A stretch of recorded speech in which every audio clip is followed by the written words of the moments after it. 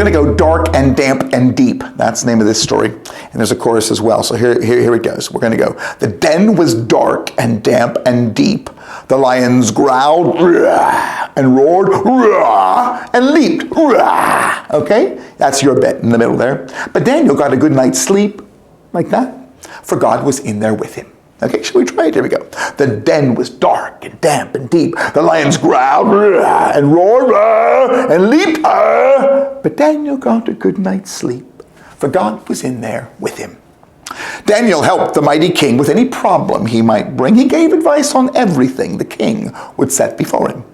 But Daniel had some enemies, overwhelmed with jealousy, who made an evil plan to see if they could trap and kill him. The den was dark and damp and deep. The lions growled and roared and leaped. But Daniel got a good night's sleep, for God was in there with him.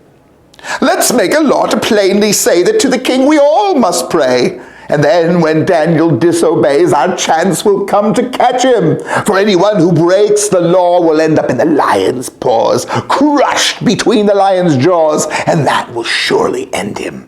The den was dark and damp and deep. The lions growled and roared and leaped. But Daniel got a good night's sleep, for God was in there with him. So off they went to see the king, and he agreed to everything. It made him proud to think they'd bring their sacred prayers before him. But then, when Daniel disobeyed and bowed his head to God and prayed, the king was sad and so dismayed, for he would have to kill him. The den was dark and damp and deep. The lions growled and roared and leaped. But Daniel got a good night's sleep, for God was in there with him. So in the den poor Daniel dropped. The lions roared and licked their chops. And then quite suddenly they stopped, as someone came to save him.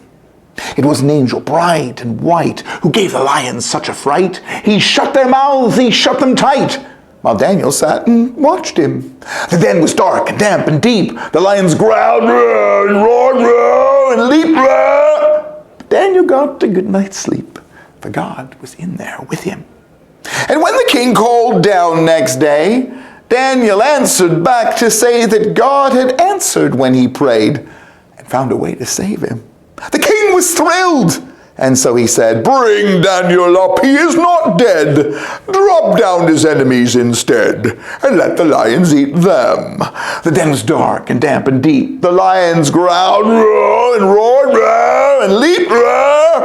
But Daniel got a good night's sleep, for God was in there with him.